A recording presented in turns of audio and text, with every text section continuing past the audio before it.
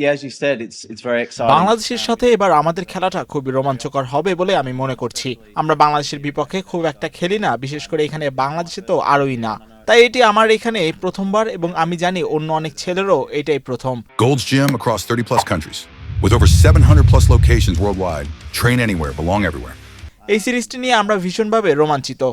আমরা এখনো দল ঘোষণা করিনি, তাই আজ আমরা উইকেটটা দেখব এবং আগামীকাল আপনারা তা দেখতে পাবেন। আমি আবারও বলবো, আমরা আজ পরে উইকেটটা দেখব। এটি সম্পূর্ণ ভিন্ন, স্পষ্টতই ওটা ছিল টি-20 ক্রিকেট। আমরা আমাদের হোমওয়ার্ক করব, সম্প্রতি এখানে যে ম্যাচগুলো খেলা হয়েছে সেগুলোকেও দেখব, আর তারপর আজ পরে উইকেট সম্পর্কে আমরা একটা ধারণা নেব। নাহিদ রানা সম্পর্কে আমার মূল্যায়ন আসলে খুব বেশি আমি তাকে দেখিনি, তবে যা দেখেছি তাতে তাকে একজন দারুণ বোলার মনে হয়েছে। সত্যি একজন সম্ভাবনাময় ক্রিকেটারও বটে। সে লম্বা এবং বেশ জোরে বল করে, তাই এটি থাকার মতো একটা দারুণ কম্বিনেশন। আমাদের সবার জন্যই তাকে সামলানো বেশ কঠিন কাজ হবে বলে আমি মনে করছি। আমার মনে হয় যে কোনো সময় দল থেকে মিচেল মার্শ এবং ট্রাভিস হেডকে বাদ দিলে আপনি কিছু একটা হারাবেন। তারা দুজনেই অসাধারণ খেলোয়াড়। এটা দুর্ভাগ্যজনক যে তারা এখানে নেই, তবে একইভাবে পাকিস্তানের সাথে আমাদের যে সিরিজটি শেষ হলো, আমার মনে হয় এই কন্ডিশনে কিছু তরুণ ছেলের অভিজ্ঞতা অর্জন করাটা খুব গুরুত্বপূর্ণ। তাই সামনে একটি বিশ্বকাপও রয়েছে, তার আগে ভিন্ন কিছু কম্বিনেশন এবং ভিন্ন কিছু ছেলেকে দেখে নেওয়াটা খুব গুরুত্বপূর্ণ বলে আমি মনে করি। সিরিজটি খেলা শেষ হলে আমরা তা জানতে পারবো। আমার ধারণা স্পষ্টতই আমাদের স্কোয়াড থেকে কিছু বড় নাম বাদ পড়েছে, তবে যারা গত 2 বছর অনেক খেলেছে, যেমন Nathan Ellis, Xavier Bartlett, Ben Dwarshuis, এই স্তরে এখন তাদের ভালোই অভিজ্ঞতা আছে। তারাও দারুণ সম্ভাবনাময় এবং এই সিরিজে তারা কি করতে পারে তা দেখার জন্য আমি মুখিয়ে আছি। আমার মনে হয় আমরা যে শিক্ষাগুলো পেয়েছি তা হলো কন্ডিশনের সঙ্গে মানিয়ে নেওয়া। আমি মনে করি বাংলাদেশে আমরা ভিন্ন কন্ডিশন পাবো, তবে এটি কেবল আপনার গেম প্ল্যান সম্পর্কে খুব পরিষ্কার থাকা এবং আপনি কিভাবে খেলতে চান তা নিয়ে সামনের দিকে এগিয়ে চলা।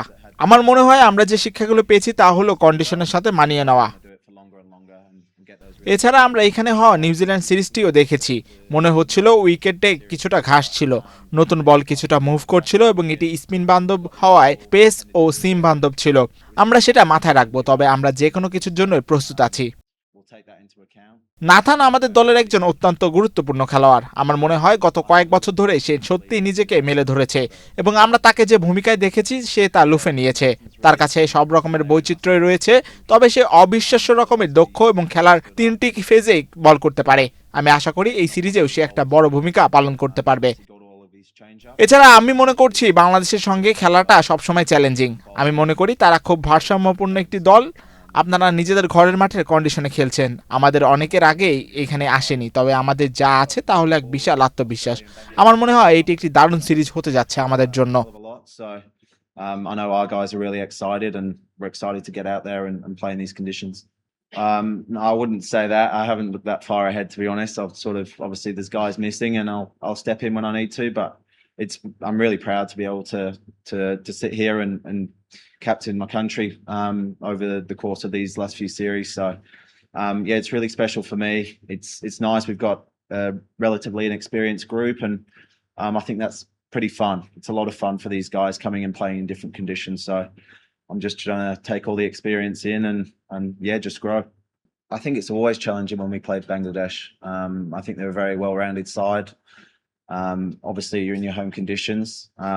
A lot of us haven't been here before, but I think what we do have is an immense belief. So I think it's going to be a really good series. Yeah, I think so. As you said, he's a very good bowler. He's played a lot in the Big Bash, so I think a few guys have had a look at him. Obviously, Matthew Wade's on our staff, Nathan Ellis, those guys down in Hobart have seen a lot of him. So yeah, we'll be having some conversations about him, definitely.